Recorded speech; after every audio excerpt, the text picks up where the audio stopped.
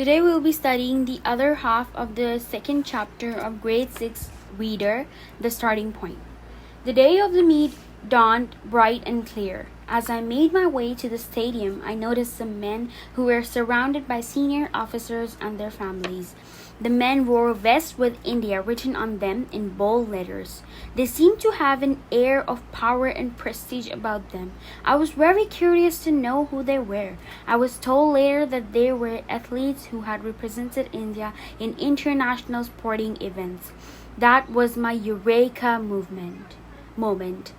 I made a solemn promise to myself that I would not rest until I earned a place in that special world too, the world of Indian athletes who had the privilege of representing their country. I wanted to wear blazers and vests with the name of my country written on them. I resolved that I would make my country proud of me. So here Milka Singh is saying that the day of the meet, the day when they had to meet for the race, finally arrived. Dawned means it came, and it was bright and clear, which means it was a very nice day, a sunny day, a bright day, a clear day. That's what he meant here. Then as I made my way to the stadium, I noticed some men who were surrounded by senior officers and their families. So these men, there were some men, they were surrounded by the senior officers, the authorities, and also their families. So he tried to figure out who these men were. These men were actually the men who were representing India in the international competitions. And that's why they were being so much treated properly, treated nicely. So they wore vests with India written on them in bold letters. So they were reading the vests, and India was written on those vests in bold letters, which means in capital and in dark letters. They seem to have an air of power and prestige about them. So they seem to be the kind of people who had so much power and prestige. Prestige means people admired and respected them. People wanted to see them, to talk to them. So that's what the author says, Milka Singh says, that he felt that those people had a power and prestige with them. He was very curious to know who they were, and later on he got to know, as I told, that they were the athletes who represented India in the international sporting events. It was a Eureka moment. Eureka means, wow, I found it. Eureka is a Greek word for I found it. Even Albert Einstein and Archimedes and Isaac Newton, when they found out the various discoveries they've done, they were like, Eureka, like they found something, they found it, like I found it, wow, that's amazing. So Eureka means that kind of moment. Eureka means you're very excited to know something and you got it and you're very pleased with your work. So that was a Eureka moment for the author, for Milka Singh, because he always dreamt of becoming a sporty person. And this moment, when he saw that how much these people are respected, he was like, I want to become one of them. I made a solemn promise to myself that I would not rest until I earned a place in that special world too, the world of Indian athletes who had the privilege of representing their country. So Milka Singh was like, I am not going to rest myself until I get this place on this planet. Means he wanted to become like those athletes who were given so much of respect and who were admired so much. He wanted to become like them. And he also said that it was so prestigious and so nice feeling to be representing your country in front of the entire world. It was an amazing feeling, and he wanted to have this feeling. He wanted to become a sportsman who would represent India in the future. So he promised himself that he would do something which would make him someone like this, who would represent India in the future. He wanted to wear the blazers and vest with the name of the country written on it. So the blazers means the coats, the black color, blue color, dark blue color coats which people wear. Those are called blazers. And the vest means the rope, the ribbon very wide ribbon on the waist or on the shoulder, which goes from the shoulder to the waist. It can be on the waist, it can be on the shoulder. It might also be that it would go from the shoulder to the waist, and there is some name written on it. Like in our school, if someone wins the place in the cabinet, for example deputy cultural secretary, so they would have a whole vest kind of thing, and the name would be written deputy cultural secretary. So like that, in sports the country names are written, and Milkha Singh wanted to have a vest on which the name of India would be written, and he could represent his country through that. And then he resolved that he would make his country proud of him. He thought that he would, first of all, he wanted to be among those prestigious people who represented their country, and then he would make his country proud of him. He would make his country feel proud that he was an Indian who went to play for India in the Olympics. He wanted to make his country proud of him. I was very nervous when we reported at the starting line before the race. So before the race, he was nervous. All of us are nervous. Before doing any work, we all are nervous, and we feel like, what is gonna happen? What are we gonna do? So that is what the feeling was with the Milkha Singh. He was very scared before the race. This was the first time that I was competing in such an event, and that too before thousands of spectators. Yeah. So if, for example, you go to Jeddah or you go to Riyadh for some competition, and you are already mind blown by the people around you, by the number of competitors you would have, because in JFIS, if we see, we don't have so many competitors, we don't have so many people competing us. It's a very small number of people who we are competing or who we are fighting against. But if you go to Riyadh or Jeddah or Dammam or anywhere, you will see a large number of people competing you, and then that also, after that, there are a large number of people looking at you competing. So that would make you nervous. Same happened with Milkha Singh. It was the first time he was in front of these many people, and that too so many competitors and so many people around him. He got nervous. That's why he got nervous, like a normal person would. He also got nervous. I have little idea about the procedures and the technicalities for such events. So he had very less idea about the procedures, the processes which would take place to run, to win, to do all those stuff. The processes, he didn't know about them much. And also the technicalities, means all the technology that is being used, all the ways they're going to pick out people, or the ways they're going to declare someone won or someone lose. That he didn't know anything. He had no idea. Of course, when you go to somewhere for the first time, you have no idea what is gonna happen.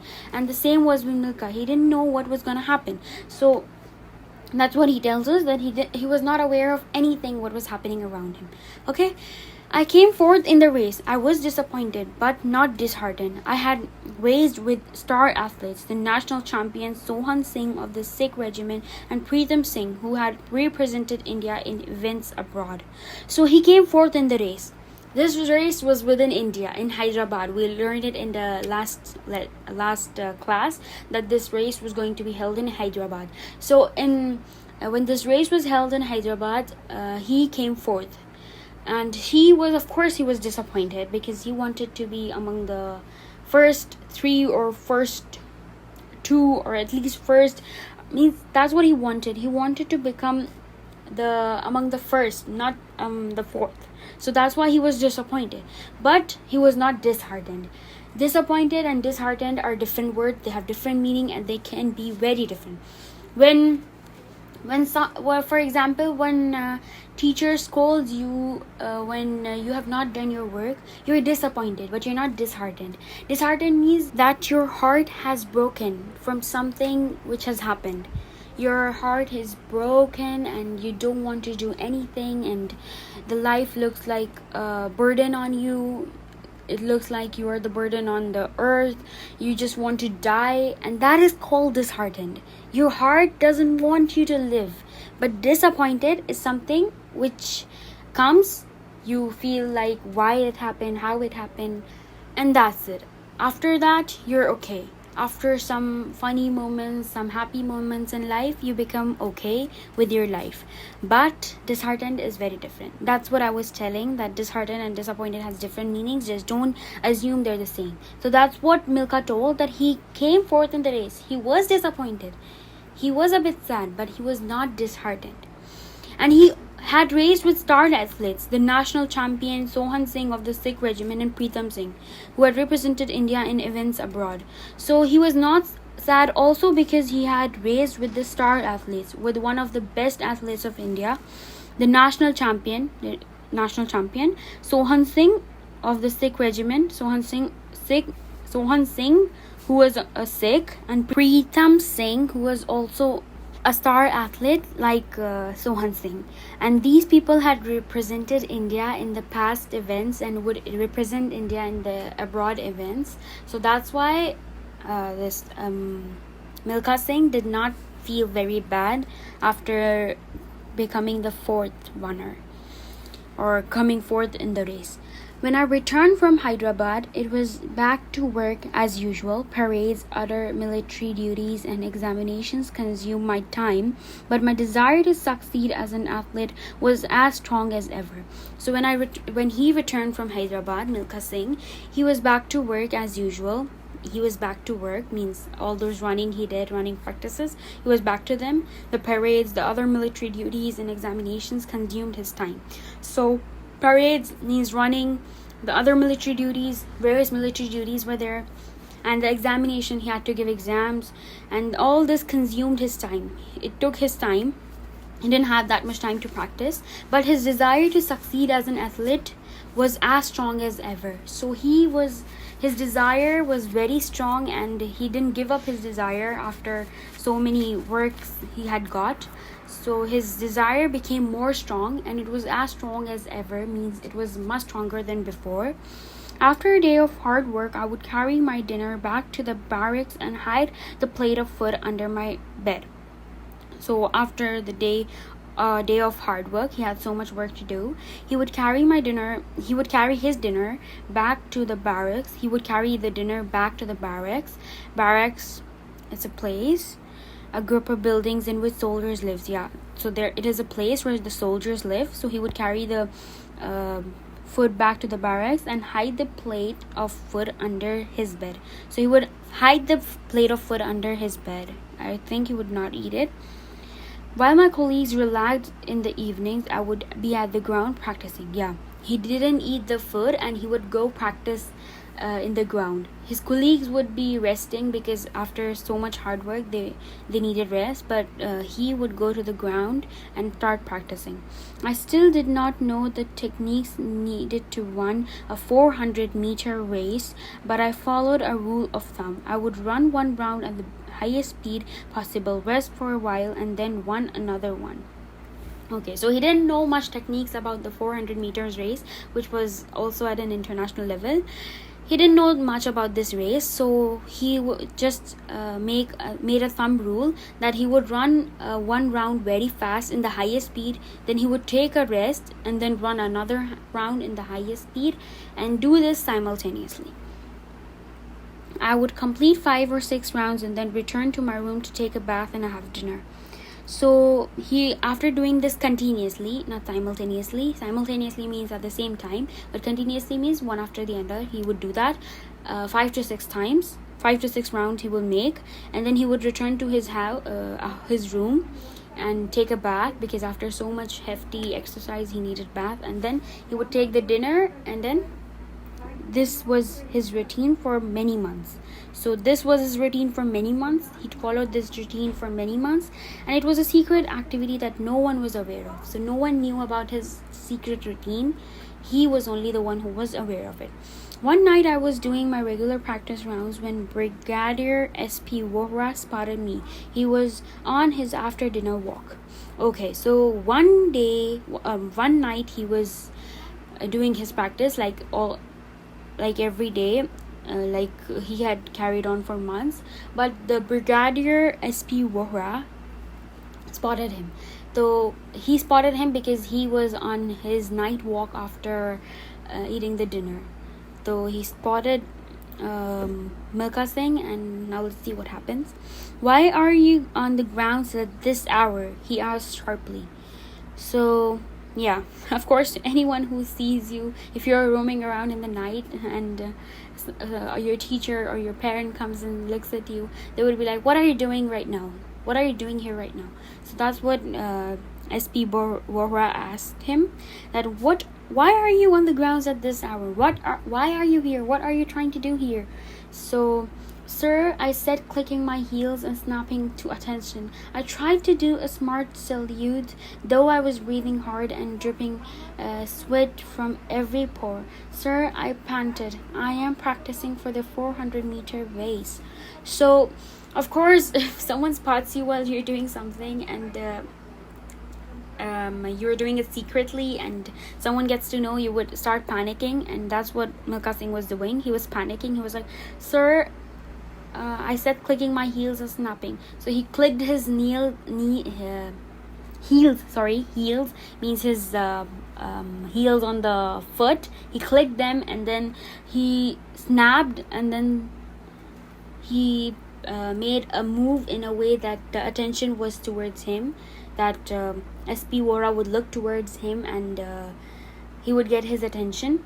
And then he tried to do a smart salute, though he was breathing hard and dripping sweat from every pore. So because he had just ran, he was breathing hard, and breathing hard means like you would do after running very fast. And dripping sweat means he had become sweaty because he had run at a high speed. From every pore means from everywhere he was sweating. And then he panted, I'm practicing for the 400-meter race. So he did a salute to the SP Vora, Brigadier SP Vora, to bring the attention towards him. And then he said, sir, I'm just practicing for the 400-meter race. That too, panting and very nervous. He was very nervous. Practicing? Why are you practicing at this hour? He asked, sounding a little astonished. So, of course, if you're somewhere at the night time and you say to people that you're practicing for something, it sounds weird. Like, why are you here? Why at this time only you're practicing? All those questions ran in the mind of SP Vora. So he asked, practicing? You're practicing right now? Why are you practicing at this hour? Why are you practicing at this time, at this hour? Hour is a phrase for at this time. Why are you practicing at this time? He asked, sounding a little astonished. Sounding a little astonished means he was amazed. He was surprised. Like, wow, you're practicing at this time? What is wrong? What is happening? Like that. Because I don't have time to practice during the day, sir, I replied quietly. So quietly he said, because I don't have the time to practice in the daytime because I'm very busy. I don't have so much time, so I practice at night time. This meeting he stared at me, then nodded and walked away briskly. I felt quite relieved that I had been left off easily. So he stared at me means he looked at me in astonishment. What? Like that. So he looked at me like someone looked at you for a long time, not to surprised face or astonished face. So it's called stared. So he stared at me means he stared at Milka like, wow, like what's up with you? And then nodded means shaked his head in response. Okay, like when you say to teacher, yeah, so you nod your head yes or no or something. So that what he did, nodded and walked away briskly. And he walked away. He nodded his head, okay, and then he walked away. I felt quite relieved that I had been left off easily. So he was very relieved. He was like, thank God I'm left alone now. He was really nervous because his almost a teacher has seen him, and it could have got worse, but he didn't do anything. The teacher didn't do anything, and he was very relieved. This meeting led to a series of actions that I had never anticipated. So this meeting with SP Vora at the night time, it led to a series of action. Series of action means a lot of action in the at the one after the other. That's called series. So it led to a series of action that he had never anticipated. So Milka had never thought, had never expected that something like that would happen. So these kind of events happened after the meeting. The next day, the commander of my company told me that I did not have to do fatigue duty anymore. So the next day, the commander of the company told Milka that he would not have to do fatigue duty anymore, because it took his time. It was time taking, and it was hard to do all these things and then practice for the races and do all the works of all the things of everywhere, doing work everywhere. So it was hard for Milka. So he was told not to do the fatigue duty, which was one of the hardest jobs. This gave me more time to practice. So he got more time to practice, of course. He was given better facilities and nutritious diet, and special attention was paid to his grooming.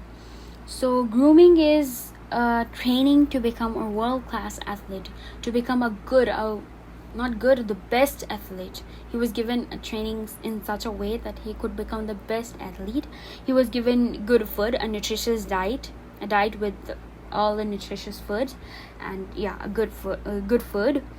He was given facilities, better facilities, better things than before. He was given more time to practice now because he didn't have to do the fatigue duties, and he had the special attention, and he was being paid much special attention to become a world-class world-class athlete. He was given a very well training, and this incident opened up a whole new world for me, one that offered innumerable opportunities. So this whole thing which he received from everywhere, it became something like a whole new world for him, because this never happened to him. He was like a normal boy who was just practicing regularly for military purpose, doing the fatigue duties and not getting any facilities. But when he got so much, he told that he felt like a whole new world had come for him, and he felt very blessed that this new world had come for him, because of this he got innumerable opportunities. Innumerable opportunities means many opportunities. Opportunity means chances. So he thought that because this new kind of world had opened for him, had come for him, these new things he had been blessed with, he got many opportunities, he got many chances to become a successful person, that too without so much hard work. So he thought that he was blessed to have it. He thanked the Lord, he thanked everyone, because he was given so much. So this was the chapter about Milka Singh, who became a boy from no one to a world-known athlete. And this journey of his was not that easy. He had to face so many difficulties. He had to practice day and night, and just give up on everything, and that's how he became so successful. And there is also a movie in Hindi on this man, Milka Singh. The name of the movie is Bhag Milka Bhag, and it is an amazing movie. It tells how he became from no one to a world-known athlete. It tells about the life journeys, the various things he had to face to become such a successful athlete. So if you want, you can watch that movie. It's an amazing and inspirational movie. It's all up to you if you want to watch it, but this man was an amazing man, and if you watch his movie, it would be very inspiring and very amazing to watch it. It would inspire you to become someone successful, but it's all up to you if you want to watch it. So the chapter is over, and we can do the exercises in the coming classes, and thank you for watching.